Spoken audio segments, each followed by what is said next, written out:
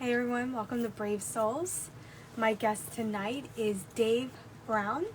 He's an adoptee, and I can't wait for him to come on and share his story with all of you. So as soon as Dave comes on, he'll request to join in and we will get started shortly. Hi Luda, hello. Welcome.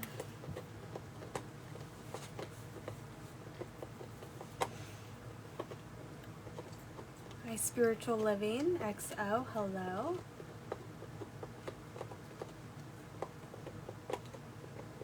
I'm good, how are you? Luda, we have to talk. I forgot to message you on Sunday, so we will definitely chat soon, I promise. Hey Jim.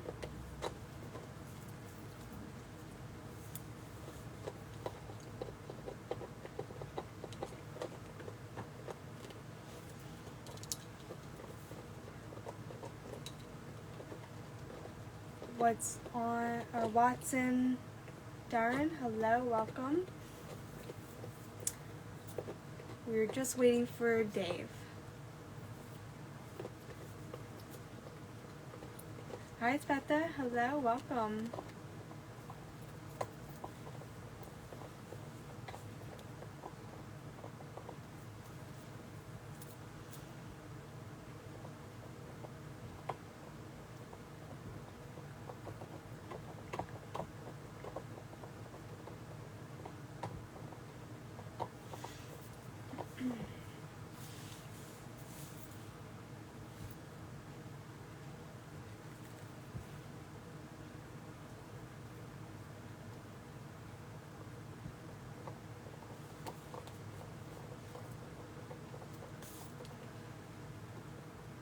Hey Trish. Hi Lisa, welcome.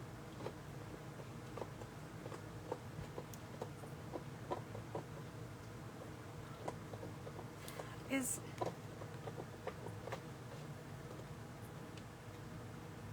Watson Darren, is that Dave? Is that you, Dave? Hi Princess Warrior, welcome. Hey Hannah. Okay, thanks. No, I didn't abandon you, I'm sorry.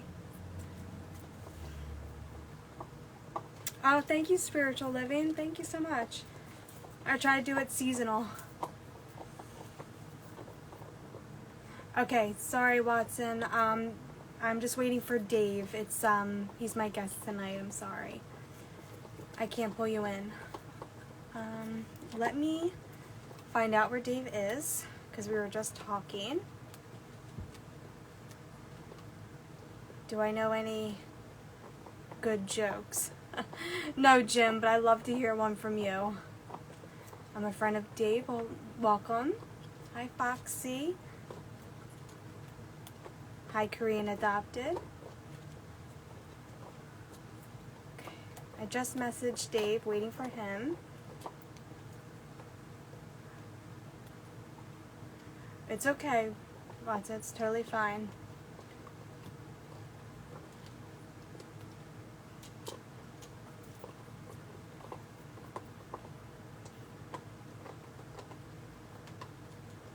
I'm sorry, guys. Hang tight.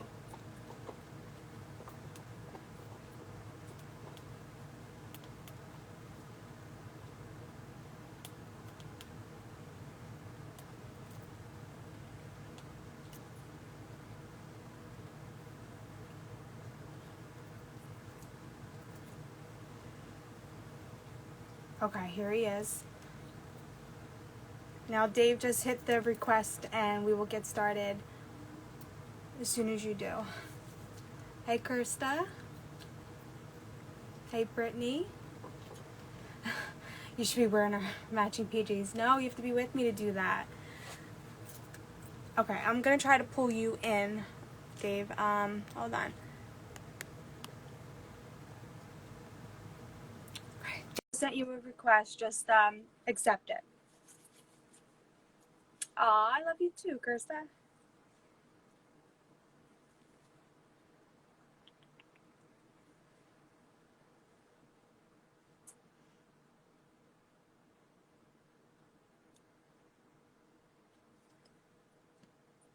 Very professional. Well, thank you.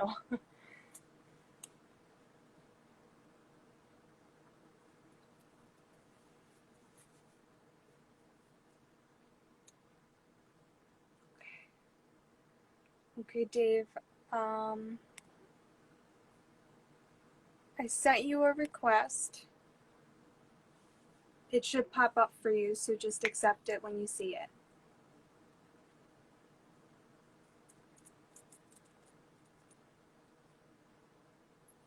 Can't wait for this live. Me too. David says you're unable to join. Can you try to request me?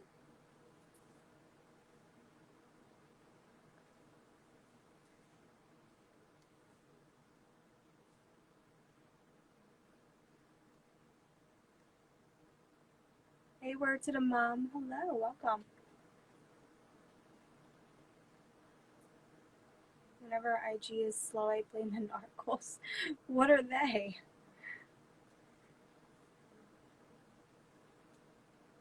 Dave, can you let me know if you got my request? Because for some reason it said you were unavailable to talk.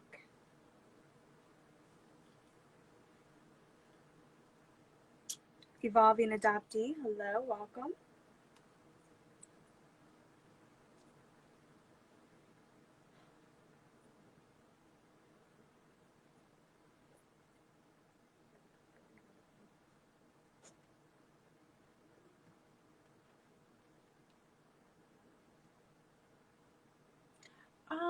I do know Harry Potter.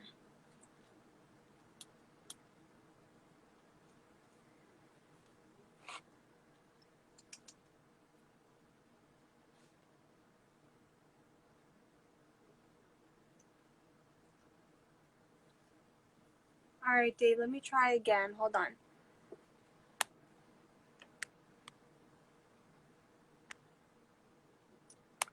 All right, I just sent the request again over to you. What's black and white and red? Red? Read all over? Red all over? A newspaper? Yeah, newspaper. Good one.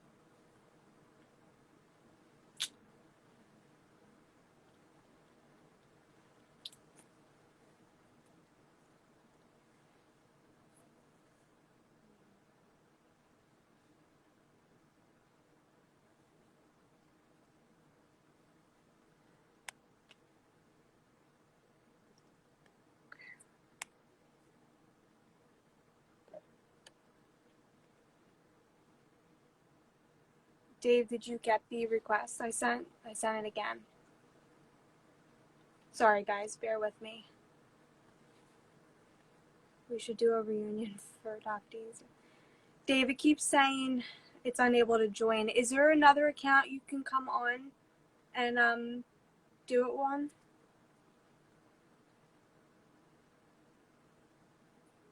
Okay, never mind. Here you are. I'm gonna go live with Dave, hopefully.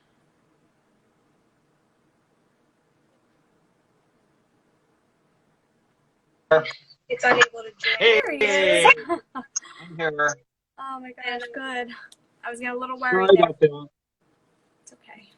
Can you hear me all right? Yep. Okay. Can you hear me? Yes, yes. Perfect. Okay. Well, hello. So Welcome. here I am. Welcome, Dave. Thank you. Thank you. Okay. Try to close it. No, we're good. Okay, so, well, normally I wait for people to come on, but since most people are on, We can jump right into it. we can jump right into it. Well, everyone, welcome. Thank you for joining and being patient with us. So for anyone who joins late or isn't able to join at all, I will save this live after on my page, so you can go back anytime and watch it. Dave, hello. So, Thank you, Michelle. yeah. Thanks for your patience. Of course, no problem. Okay, so we're gonna jump right in. Usually let my guests do the talking for the most part. Okay. So start from the beginning, and then we'll go. All right. I was adopted as an infant. I was in foster care for 3 months, and then Oh, I went to my parents. I was born in Virginia, Norfolk, Virginia, and my mother, my mother was a maternity ward supervisor, and my father was going to law school in Richmond, and she met him in Richmond, Virginia, and she decided that, well, it was 1956 and they didn't want to get married, so she placed me for adoption. okay. Um, I didn't find out until I was 8. Same age as me, And yeah. yeah, that was hard because I had already bonded with my parents, so I was pretty confused and pretty angry about it, and I wanted to know, what happened to my mother. Right. And my parents became very angry and told me that I was questioning their parenthood. Mm. And my mother said, your mother was immoral, and that's why she had to give you up. But, I had no idea what that meant. And years later, when my father would get mad at me, he would call me a stupid bastard. Oh, God. And, it didn't really hit me then. I mean, because I didn't really understand what a bastard meant, but I do now. And so I rebelled when I was a teenager, and I didn't fit in, I didn't belong. Um, same old story. I didn't look like my parents. My brother was adopted. He and I we weren't close. We weren't alike. We weren't, we just lived in the same house. A couple of years after I was born, my parents had a biological child, my sister. Okay. And that kind of changed everything. She took over as the golden child. So my brother and I were relegated to the back seat. And Because your brother's also adopted? he was adopted. Okay. Yeah. He Okay. was 2 years younger than I was. Is And he he was your biological brother or just adopted? not biological. Okay. No. So anyway, he and I never got along. He passed away a few years ago. Oh, I'm Mm, sorry. Suddenly, yeah. And I probably got along better with my dad than I did with my mother for some reason. Actually, I know, and because I questioned her motherhood when I was 8 years old, so we were never close after that, and um, and I couldn't wait to get away from home. I wanted to get away, and there was this other thing going on too. So this is like the 60s and 70s. And I realized, I really didn't, I mean, I like girls, but I didn't want to get married to a girl, and I kind of like guys. And, but, you know, it was a time when you didn't even mention something like that. Like, if I'd said anything, I would have gotten shipped off to military school, which I almost did. So I had to, like, really, like, I was an imposter. I felt like an imposter. I felt like, I didn't really have an identity. My life was about surviving from one day to the next. And when I was a teenager, I found alcohol and drugs, and that's how I coped with it. So, I mean, I have to tell you that, I just learned to adapt to whatever situation I was in. I was whatever people wanted me to be. And kind of a lot like, addicts or alcoholics. I mean, there's a lot of parallels in that, you know, when I went into a room, any environment, I had to survey what the environment was like and then adjust to that environment. And it's amazing how many times, I mean, all different adoptees from all different backgrounds, we all have similar experiences where we just feel like we're not fitting in.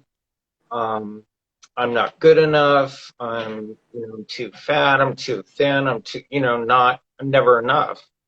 Mm-hmm. And I was never enough for my dad or my mom. You're not smart enough. You're not like your sister. So anyway, I left home, got on with life like I could. And in 2006, my mom handed me all my adoption papers. And it was like out of the blue. And on the front page was my birth name. Oh, It had not been stricken off the records. So that was huge, seeing my name. yeah.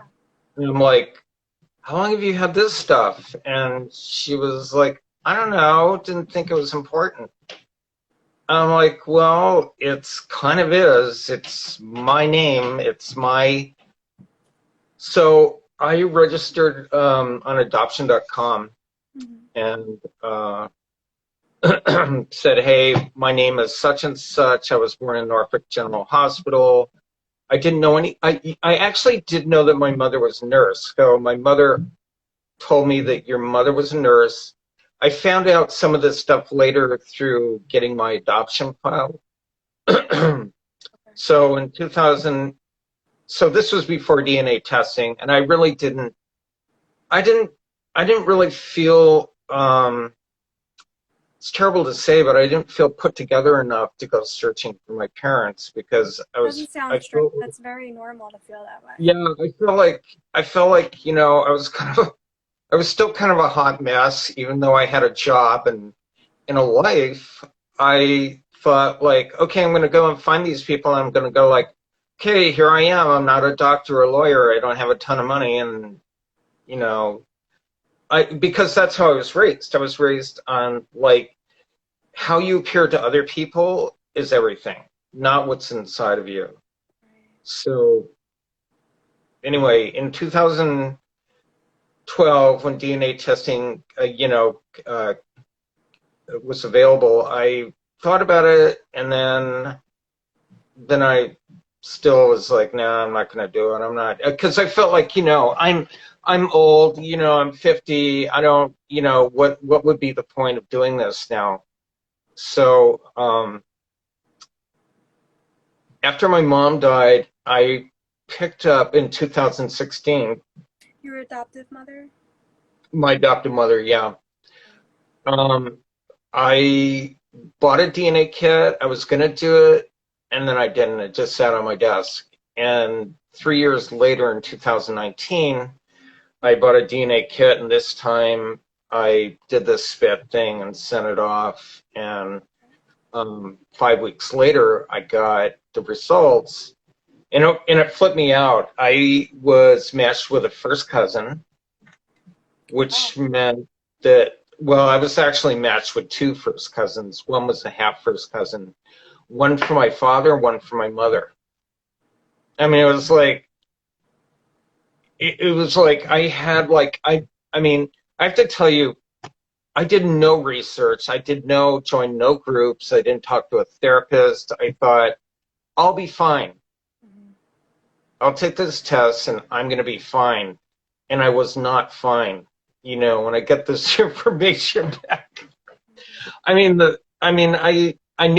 my last name, and I was matched with a whole bunch of Carols on my mother's side, and then my father's side was a different last name. So I figured that, okay, so this cousin's my father's niece. I mean, it was like I was in such shock, and we traded pictures back and forth, and it flipped me out. I mean, I was a carbon copy of my dad, my biological father. I mean, I looked exactly like him. I'd never met anyone who looked like me before. And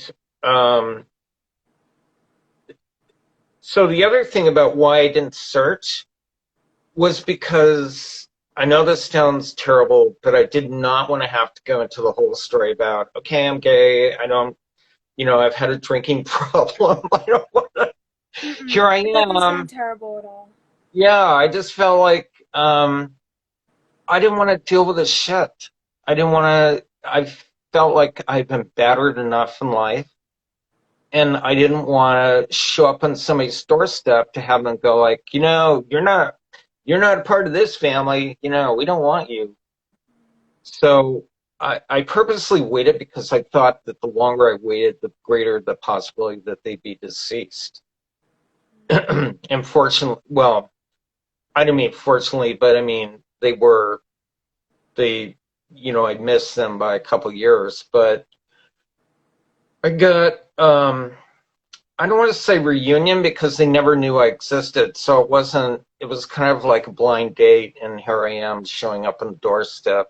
And so I found three half siblings, three sisters. And, they, I don't know how to put this. I grew up in California, grew up in a pretty open-minded environment, Southern California. And, most of my relatives, live in Virginia. And so in my head, I just thought like, well, they're probably going to be very different. And I don't think people really talk enough about, culture clashes and, family is family, but still, I mean, we're strangers. We're intimate strangers. Hmm.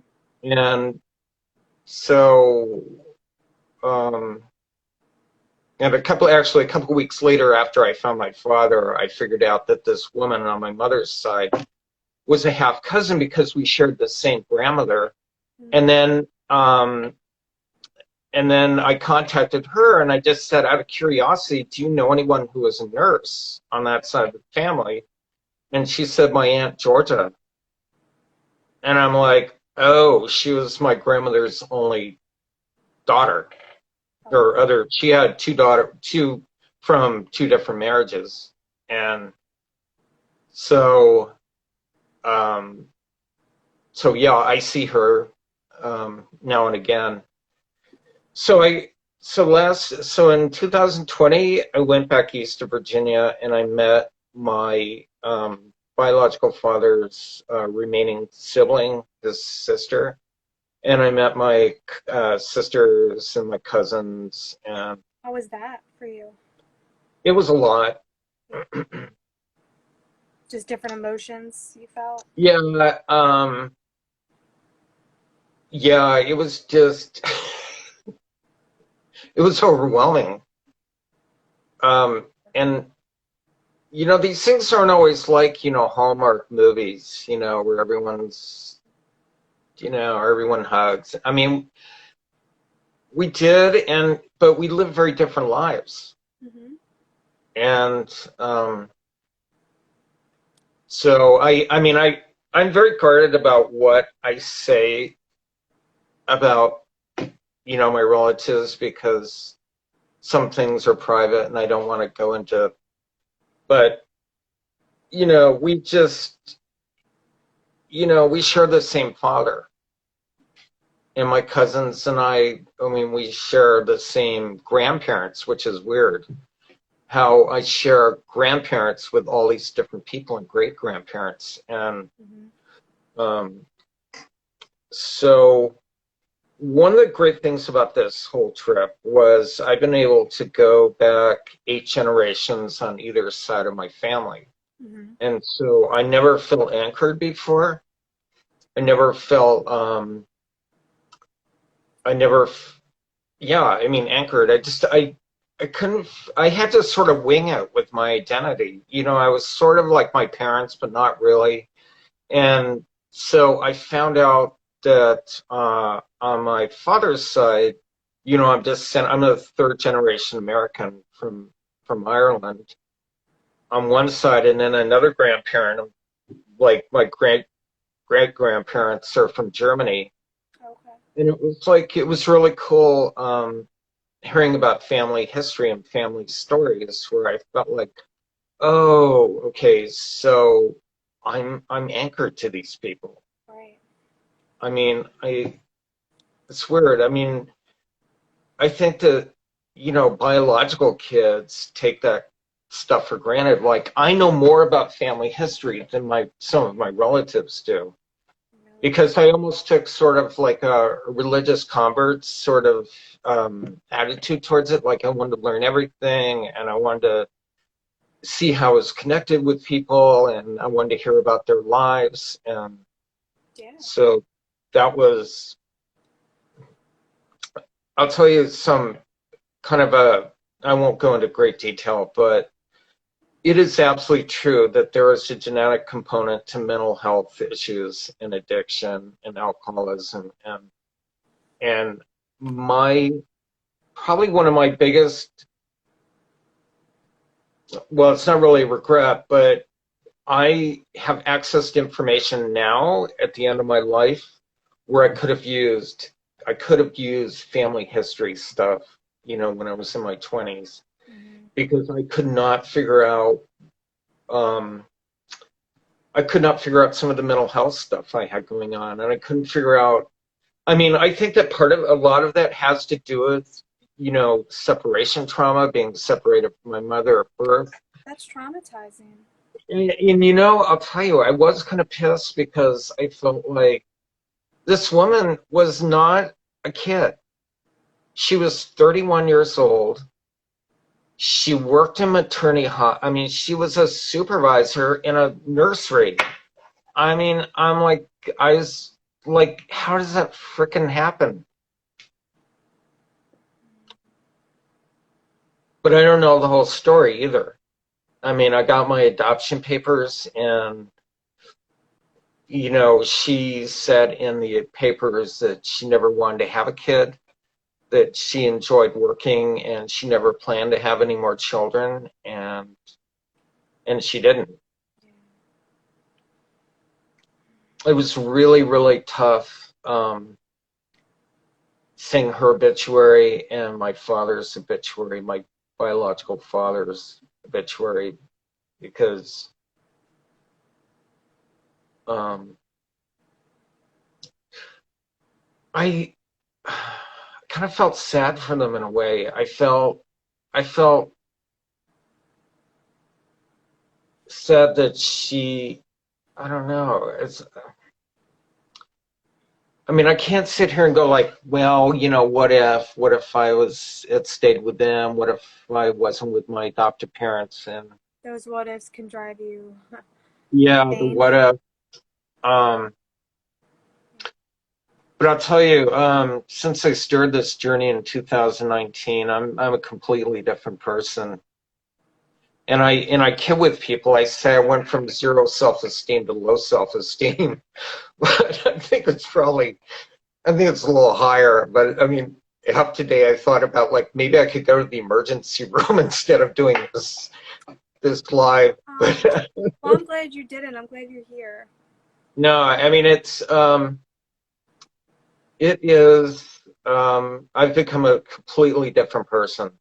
Yeah. I had no idea that I was going to change so much, and I have developed self-esteem over the last 2 years. I mean, not that I didn't, but I mean, I really thought I had everything all figured out, and Hmm. and then I take this test, and everything I thought about my life had changed, and I have to say, that I didn't really understand the separation trauma, and I didn't understand the fog, and I thought it was all a bunch of malarkey. I thought it was just stuff that people just came up with. And then, as I did more reading and started listening to more people in the adoptee community, I realized, like, oh, right. I had this whole Pollyanna goody two shoes image of adoption. Adoption is always, beautiful, and Hmm. it's never, because it was instilled in me to never question it. Right. That I needed to be grateful. I had grandparents told me that all the time, and look at what your parents did for you. And I'm like, okay, so I'm a selfish jerk, Yeah. It's not but about I'm not. being grateful.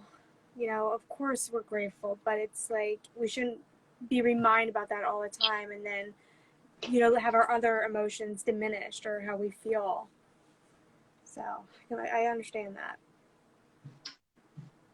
You are getting some nice comments, by the way. I'm going to read some out to you. Thank you. So let me just make sure I go all the way back. So Kirsta Carpuzzi said, "You are enough, Dave," and you are, absolutely. Evolving Adoptee, I was told I was too much of a mess to search. It's a shame. I'm gonna get so you said 50 old. I'm gonna get you for that, Dave. And then Jim said the same thing.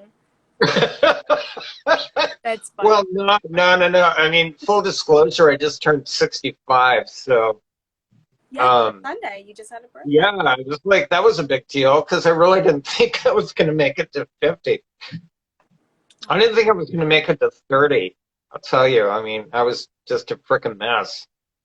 Um, I don't know where I would be without the adoptee community. I mean, sometimes people drive me crazy, but I drive people crazy. So people are a lifesaver.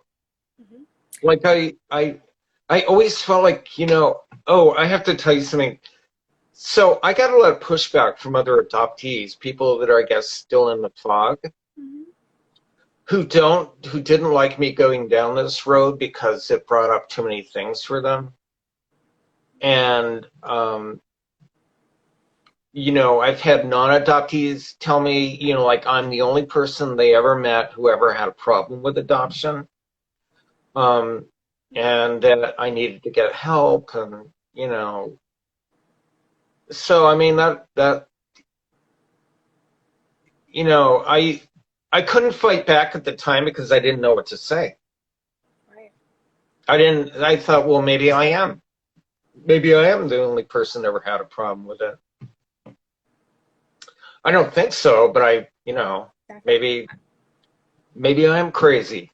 Maybe it's just, and then talking to other people and listening to people, on the internet, I'm like, oh, okay, so we're not all crazy. We're all not all malcontents and people that, um,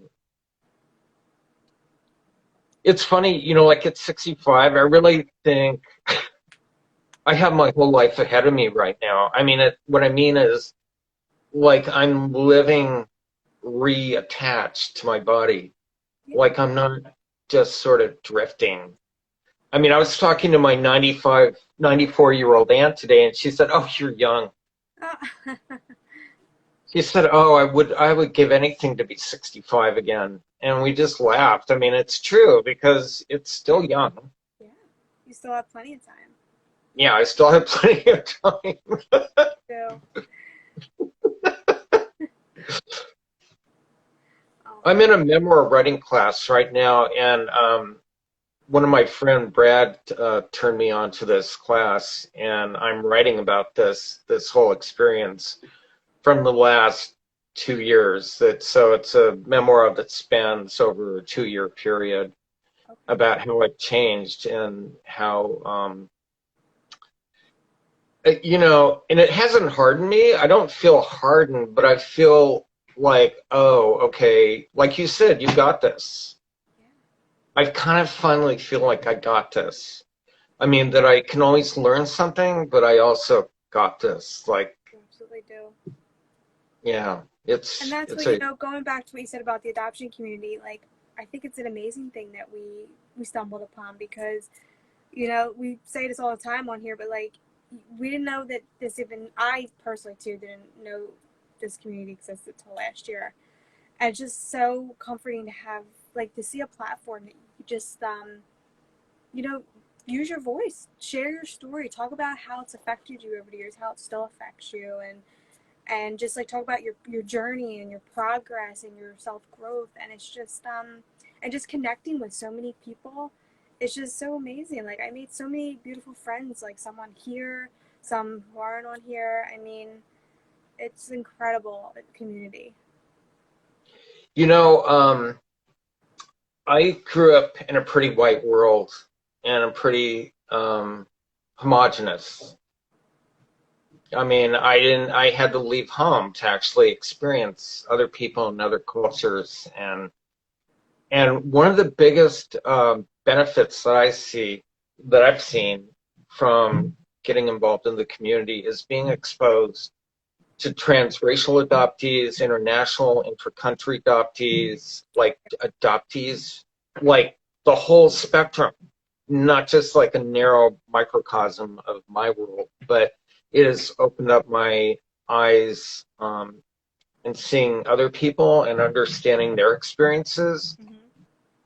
And not to say like, oh, well, that was so much worse, but it's so different and so things I never ever considered, like being taken from another country and being dropped in the middle of an alien land. I mean, Yeah. you know that one. It's Well, I. I mean, I'm an international adoptee, so I'm not really a transracial adoptee. Oh, okay. Transnational. I'm white. I'm brought up Well, by a white yeah, I family, didn't mean that. but I mean, it's still like a struggle being an international adoptee, just because, I mean, we all struggle with finding medical records, and we all go through the same kind of trauma, but um, it's a lot harder when it's overseas, getting the information, and then, like I said, with the culture difference, the language barrier, and having to get things translated, and it's a lot harder. But I can't imagine, our transracial adoptive friends that have to go through, being placed into a white family, and then just completely their identity is just like put out the door. And like, yeah, it's tough. I'm sure it's very tough. Yeah, I mean, I definitely do feel like, yeah, I was privileged, and I grew up in at least I grew up with people that look like me and Mm-hmm. talk like me. I didn't. I had other issues, like I was, you know, fat and had glasses, and but that wasn't. I mean, I don't know. I'm just grateful for everyone in this community who have shown me different life experiences so that I can learn. Yeah. And, um, But it's very comforting, and just to have that support,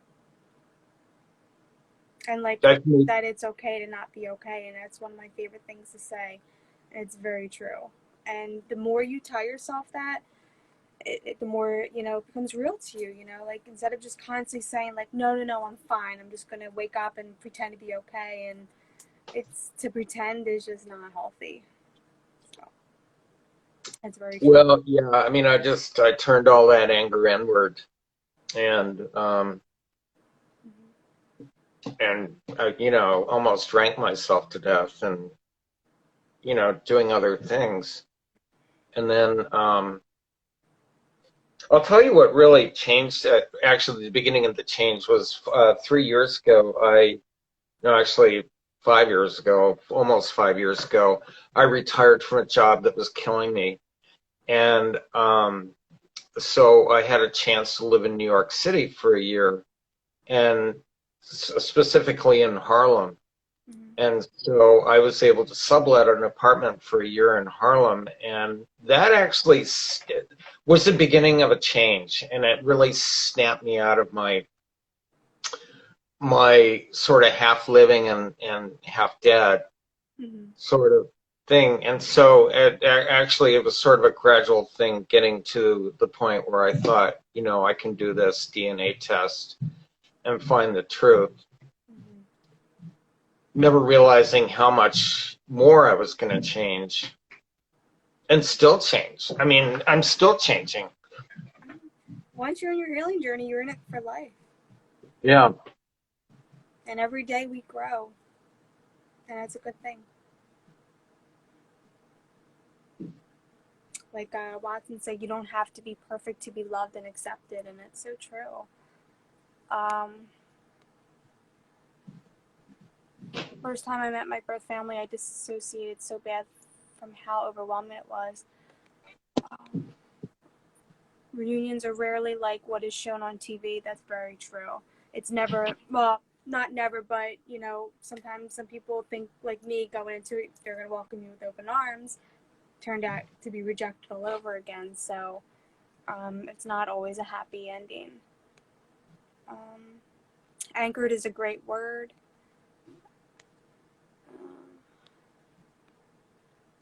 My birth mom was 39 when I was born. I feel that. Sorry, I like to read out comments because I just don't want Oh, to thank over you. anyone. Because I can't really. I'm afraid if I touch this screen, it's going to Don't disconnect. touch anything. You have all the support from us. Never feel like you're alone. Absolutely. You're never alone. Society tells us we need to be grateful. Yep. You have come a long way, Dave. They said happy birthday. Adoptee Red Road Journey said happy birthday. Thank you. Brad's proud to see my friend Dave on here. Such a great guy. So much love for you. They have birth family privilege that they will never understand. That disconnect between grateful and reality is a real problem.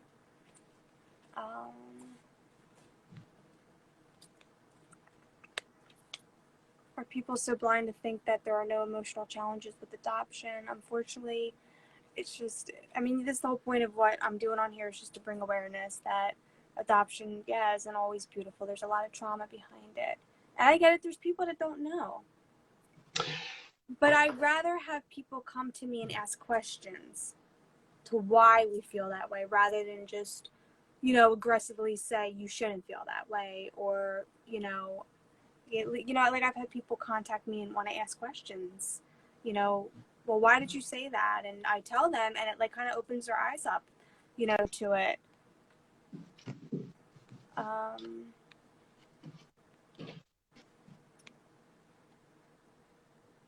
Just found out today Dave lives 30 minutes from me. I was joking. Yeah. That's funny. Welcome to all the new people that joined. I've been waving, but I've been also talking. Let's see. Princess Warrior asks, have you considered counseling? Yeah. So the whole thing with counseling is it's tricky finding a therapist who actually has that background, like adoption. Mm-hmm.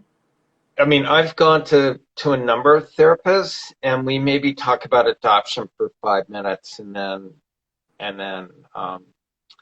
but now come to think of it, all those years I spent in counseling, in and out of counseling, we talked about everything else except for the root cause of some of this stuff. And I mean, I don't think that the mental health profession as a whole has still come around to looking at adoption trauma as real. Like they still haven't, because there's still this happy narrative and people adopting and not. I think that yeah, it's weird. But I have tried counseling. Okay. No, I get that. I was going to a therapist, and we didn't really talk much about my adoption at all. Like, Yeah. a little bit, and she wasn't really trained in adoption or trauma. So I did kind of break up with my therapist. But I am seeing, I do see a counselor who's specifically trauma informed, and she's very good. And I've seen in the few weeks with her, I've seen more of a difference than the 1 year with my therapist. So, because we dive Yeah. deep into my adoption and the root of the issue. So, Well, I was in such trauma denial. Like I denied, like I had this deep belief that like people who are traumatized were like, didn't want to get better, and part of it was just made up. And even though I was traumatized myself, I was trying to shove it down, and I didn't want to hear about it. Much like other adoptees who are still kind of in the fog about the whole thing. They don't want to talk about it because it's going to open up the door to too many unknowns. it's overwhelming to come out of that fog. Well, I probably never. Had I known like everything, like signed in its informed consent, before I did the DNA test, I might not have done it uh, because I wouldn't have wanted to open up that Pandora's box, but I felt like I'd be fine. Famous last words. I'm going to be fine. It's going to be no big deal. I'm going to find my birth parents and, I'm going to look at some pictures and that'll be it. And it wasn't it. Yeah. I get it. Let me see. Just adoptee Redwood Journey had a reunion coming up. So scared. When is the reunion? Oof. I just got chills reading that out loud. That's very scary. Shed light on the hidden emotional skeletons, adoption issues within us.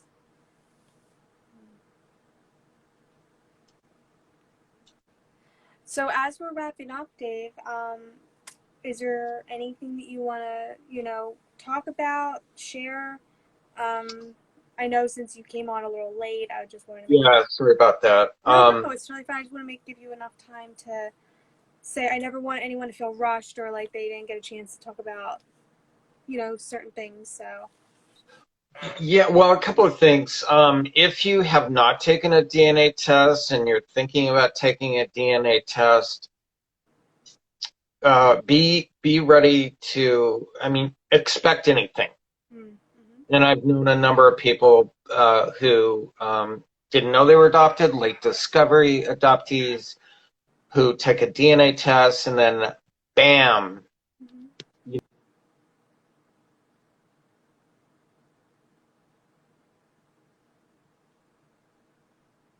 Uh-oh. Oh, it's okay. I thought I lost you. Yeah, be ready for anything. And there are so many different adoptee groups out there, like DNA detectives, for people who haven't done the test yet or thinking about taking the test. There are also a number of books to pick up on adoptee reunions, which of course I don't have on the top of my head, but you just have to expect anything. Yes. Yep. Absolutely. Yeah. And I don't know if you can ever be fully emotionally prepared for this journey. I mean, I've had people say that, like, well, why weren't you in a better headspace when you did this? And I'm like, because I had no idea that this shit was going to happen. I mean, I had no clue. I mean, I didn't have any context to put any of this stuff in. Yeah. I mean, and I I think didn't the know best piece anyone. of advice for anyone is you're never going to be you're never going to really be prepared for this. But the thing to do is you have to work on yourself first before you do it. Yeah, my heart goes out I to wish those I would have people. done that. Yeah, just they thought like, hey, I want to find out if I'm really Irish, and then find out like, their parents aren't their parents. I can't even imagine what that must have been like. Um, Oh, I know. you know, That's a terrible way to find out. yeah, it's Yep. terrible. Lots of Adoption Reunions by Michelle McCombs is a great book for reunions. Thank you. Thank you for Okay. that. Okay. Um, educate yourself as much as you can when you are starting a reunion. Yes, absolutely. Um, Dave, is there anything else? Thank you very much. You're welcome. I'm really glad you were here tonight. Yeah, me And I'm really, too. really glad that you are, Yeah, seeing progress within yourself. And that is a beautiful thing just coming from me personally. Like, I've seen a lot of progress with me in just a few months. So it's very rewarding. And it's just so motivating to just keep going. And the more we have this community, the more we have these platforms to share, and then the more we work on ourselves, I would say we're going to come out stronger at the end. So, yeah. I think the biggest thing that I've lost during this thing is like my fear of people and fear of new situations. Like I don't live in fear yeah. every day. I don't wake up every day like thinking like, oh, how am I going to get through this? How am I going to get through one more day? Mm-hmm. I get that. Don't take as many naps. I am very happy to hear that. So Thank I you. love that you kept going. Thank you to everyone who joined. I really appreciate you being here. Yes, thank you everyone for joining tonight. And again, this will be saved on the page, so you can go back and watch it. I will tag you, of course. Thank you. And thank you again, Dave. All right, Michelle, thank you very much. You're welcome. Have a good night. Take care. Okay, Bye. bye.